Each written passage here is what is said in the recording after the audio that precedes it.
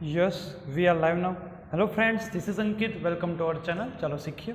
Discuss કરીશું આજે આપણે ઉદ્વિકાસ વિશે.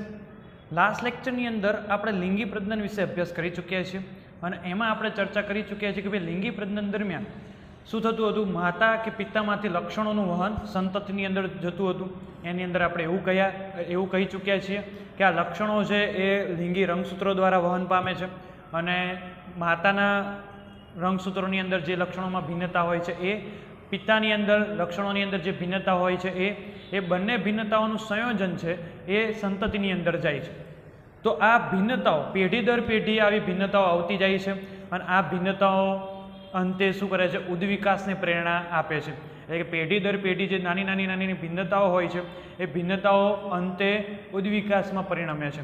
તો આપણે ઉદ્વિકાસની વાત આ વિડીયોની અંદર કરવા જઈ રહ્યા છે.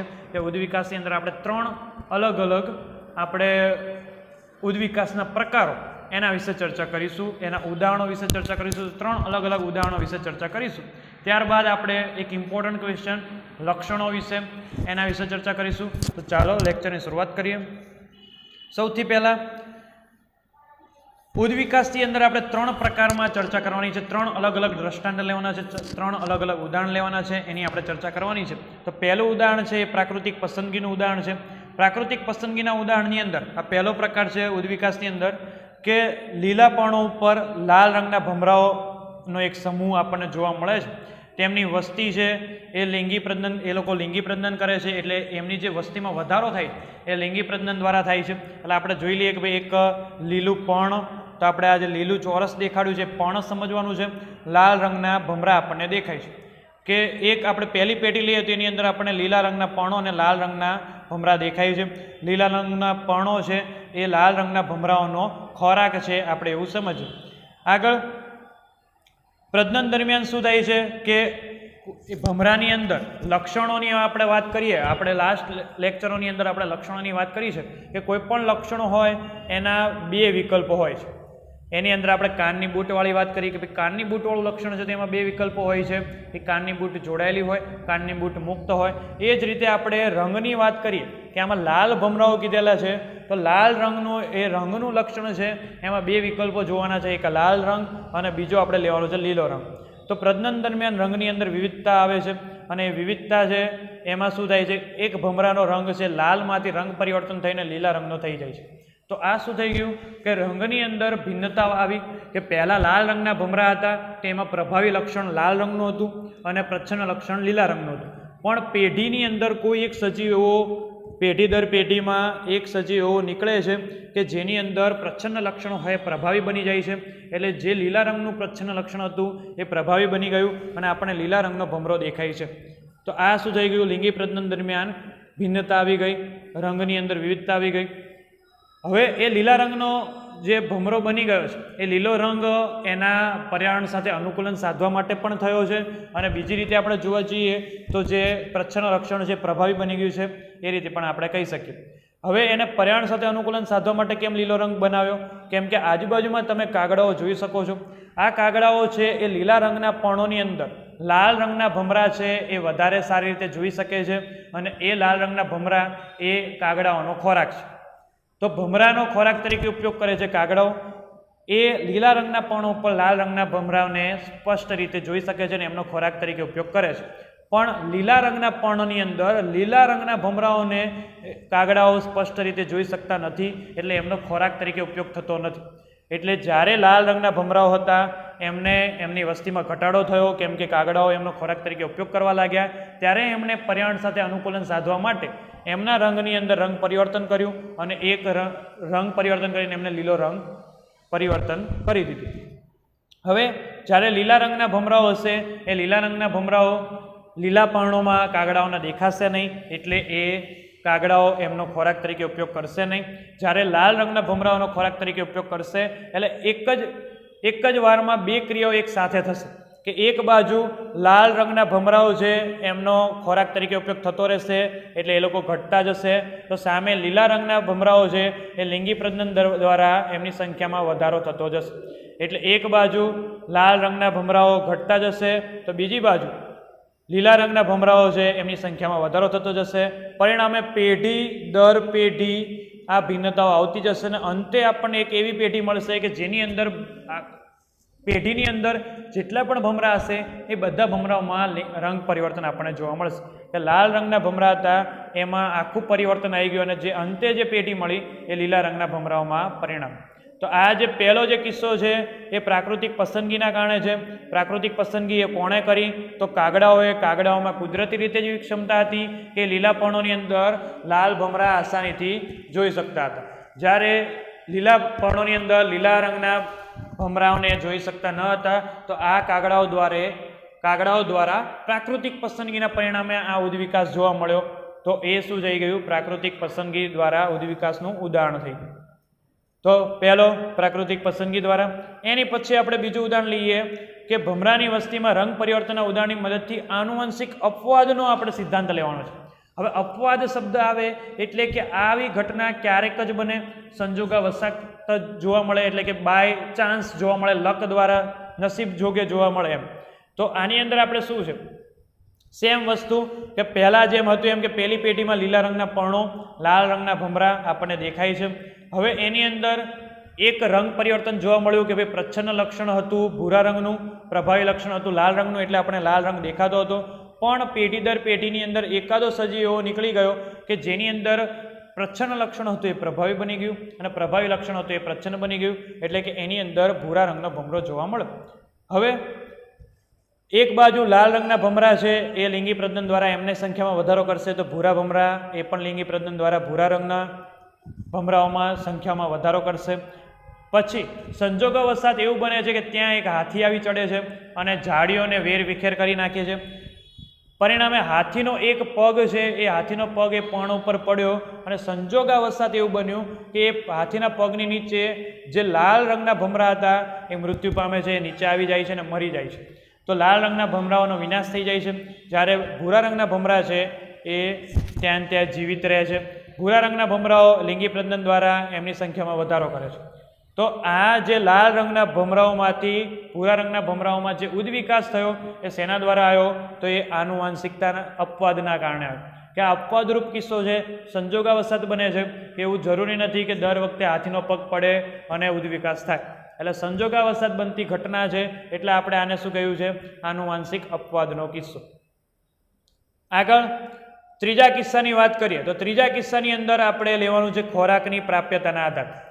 કે આ કિસ્સાની અંદર શું છે કે ફરીવાર આપણે લીલા રંગના પર્ણો, લાલ રંગના ભમરા લઈ લેવાના છે. લીલા રંગના પર્ણો છે એ લાલ રંગના ભમરાઓનો ખોરાક છે.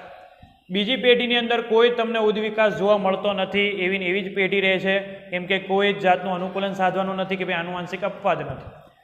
ત્રીજી પેઢીમાં એવું થાય છે કે લીલા રંગના પર્ણો છે એમને કોઈ રોગ લાગુ પડે છે, જેથી લીલા રંગના પર્ણોની સંખ્યા ઓછી થઈ જાય છે. હવે એ લીલા રંગના પર્ણો એ લાલ ભમરાઓનો ખોરાક છે, એટલે લીલા રંગના પર્ણોની સંખ્યા ઓછી થઈ જશે, એટલે જે લાલ રંગના ભમરા છે એમનું કદ ઘટી જાય છે, મતલબ કે જીવભાર ઘટી જાય છે, વજન ઘટી જાય છે.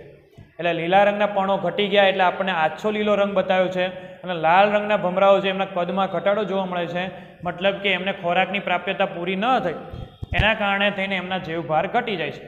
તો આ જે કિસ્સો છે એ ખોરાકની પ્રાપ્યતાનો કિસ્સો છે, અને એ પર્યાવરણ સાથે અનુકૂલન સાધવાના કારણે એ ભિન્નતા આવી છે કે ભાઈ એમને જીવિત રહેવું હોય તો ઓછા ખોરાક ઉપર પણ જીવિત રહેવું પડશે. એટલે શું થયું છે કે જીવભારમાં ઘટાડો થયો છે. એની પછીની પેઢીની અંદર પણ હજુ પણ વનસ્પતિમાં રોગ લાગુ છે જ, એટલે કે એમને ખોરાકની પ્રાપ્યતા ઓછી થશે, એમની પૂર્તિ થશે નહીં ખોરાકની, એટલે એમનો જીવભાર ઘટેલો જ જોવા મળે છે. એના પછીની પેઢીની અંદર હવે વનસ્પતિની અંદર એ રોગ છે જતો રહ્યો છે, પાછા એ લીલા પર્ણો છે એની સંખ્યામાં વધારો થઈ ગયો છે, ખોરાકની પ્રાપ્તિ એ પૂર્ણ થાય છે, એટલે એમાં પાછા ભમરાઓનો જીવભાર વધી ગયો, એટલે કે પહેલાં ઘટેલો હતો હવે પાછો વધી ગયો છે. એટલે કે પહેલી પેઢી અને છેલ્લી પેઢીની અંદર કોઈ જ તમને ફેરફાર જોવા મળતો નથી, પણ વચ્ચે આપણને ભિન્નતા જોવા મળી કે જીવભાર ઘટેલો જોવા મળે. તો આ જે છે એ ખોરાકની પ્રાપ્યતાના કારણે આ ભિન્નતાઓ આવી, એટલે આપણે અહીંયા શું કહીએ છીએ ખોરાકની પ્રાપ્યતાની અંદર કેવી ભિન્નતા આવે છે. તો આ 3 ક્વેશ્ચનો હતા કે લાઇનસર આપણે જોવાના હતા. તો 3 ક્વેશ્ચનોની અંદર ફરી એકવાર રિવાઇઝ કરી દઈએ.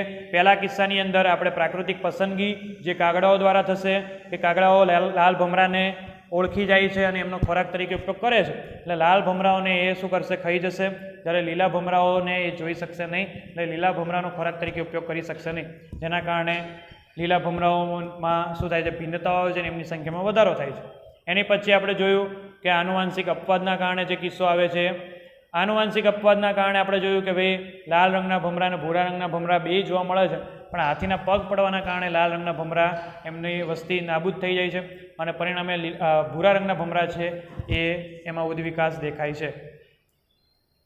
આગળ આપણે જોયું ખોરાકની પ્રાપ્યતાના આધારે, એ ખોરાકની પ્રાપ્યતાના આધારે કે ખોરાકની પ્રાપ્યતા ઓછી થઈ ગઈ તો એમનો જીવભાર ધીમે ધીમે ઘટતો ગયો, તો એ શું થઈ ગઈ? ખોરાકની પ્રાપ્યતા થઈ ગઈ, કે એ ભિન્નતા આવી એ ખોરાકના પ્રાપ્યતાના આધારે આવી. આગળ આપણે જોઈએ ઉપાર્જિત લક્ષણો અને આનુવાંશિક લક્ષણો. ઇમ્પોર્ટન્ટ ક્વેશ્ચન આપણે ચેપ્ટરનો કહી શકીએ, પૂછાવા લાયક ક્વેશ્ચન. ઉપાર્જિત લક્ષણો કોને કહેવાશે? કે આપણે કહીએ છીએ કે ભાઈ લક્ષણો છે પેઢી દર પેઢી માતામાંથી પિતામાંથી સંતતિમાં આવે છે, પણ અમુક લક્ષણો હોય છે એ માતા પિતા દ્વારા મળતો નથી. એ પર્યાણ સાથે આપણે કંઈ અનુકૂલન સાધવા માટે, જેમ કે આપણે આગળ જોયું કે આની અંદર પર્યાણ સાથે અનુકૂલન સાધવું હતું એટલા માટે આમનો જીવભાર ઘટી ગયો. આનુવાંશિક જીવભારમાં જે ઘટાડો આવ્યો એ લક્ષણ છે આનુવાંશિક નથી, કેમ કે એની આગળની પેઢીમાં તો બધા ભમરાઓનો જીવભાર વધારે છે, પણ સંતતિની અંદર જીવભારમાં ઘટાડો જોવા મળે છે, તો એ શું થઈ ગયું? પર્યાણ સાથે અનુકૂલન સાધવામાં. તો બધા લક્ષણો છે એ આપણને પિતૃમાંથી મળતા નથી. કેટલાક લક્ષણો છે એ આપણે પર્યાણ સાથે અનુકૂલન સાધવા જઈએ ત્યારે આપણામાં લક્ષણો આવે છે.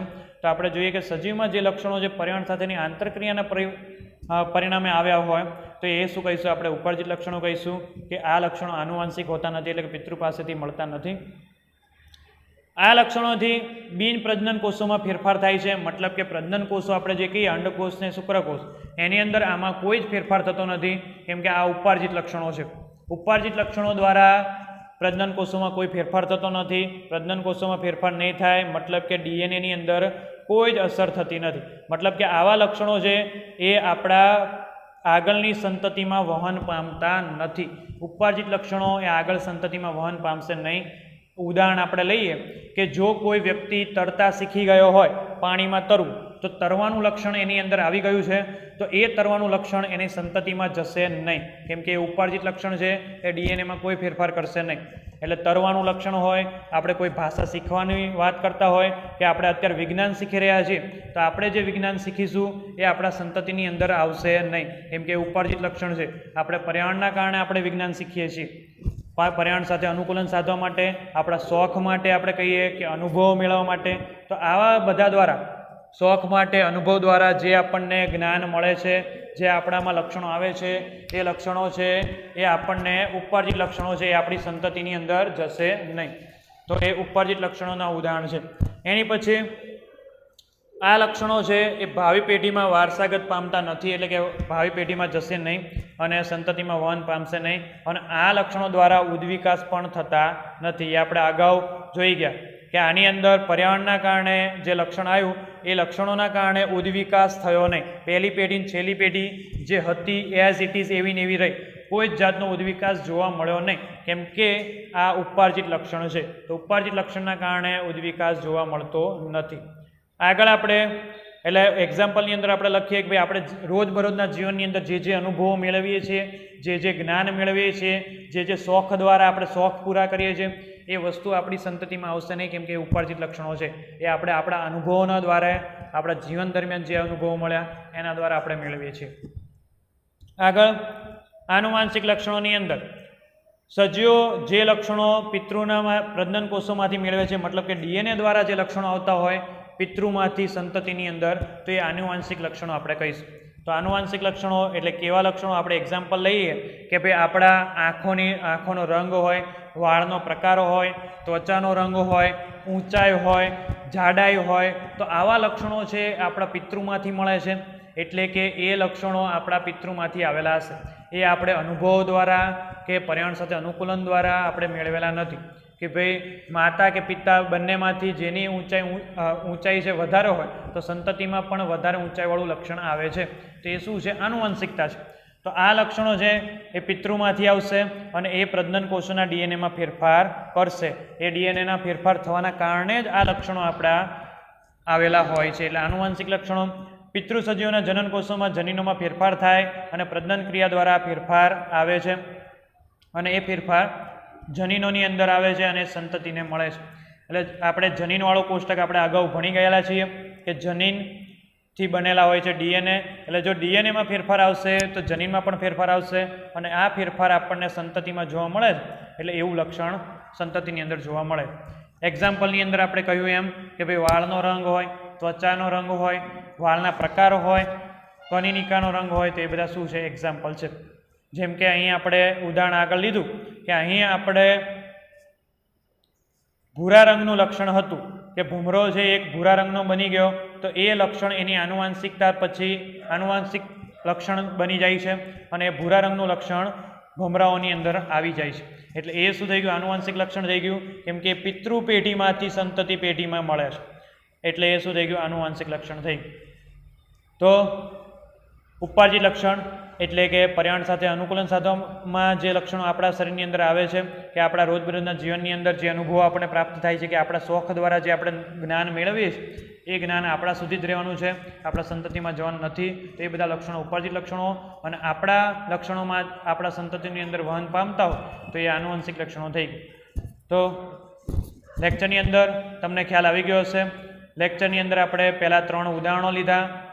3 ઉદાહરણની અંદર આપણે પહેલાં લીધું પ્રાકૃતિક પસંદગીનું, પછી આપણે ઉદાહરણ લીધું આનુવંશિક અપવાદનું, એની પછી આપણે ઉદાહરણ લીધું આપણે ખોરાકની પ્રાપ્યતાનું, એની પછી 2 લક્ષણો જોઈ ગયા, ઉપાર્જિત લક્ષણો, આનુવંશિક લક્ષણો. ઉપાર્જિત લક્ષણો ડીએનએમાં ફેરફાર કરતા નથી, આનુવંશિક લક્ષણો ડીએનએમાં ફેરફાર કરે છે. વિડીયોની અંદર તમને ખ્યાલ આવી ગયો હશે. છતાં જો વિડીયોની અંદર કંઈ કન્ફ્યુઝન હોય કોમેન્ટ કરીને જણાવી શકો છો. વિડીયો જોવા માટે થેન્ક યુ. Take care.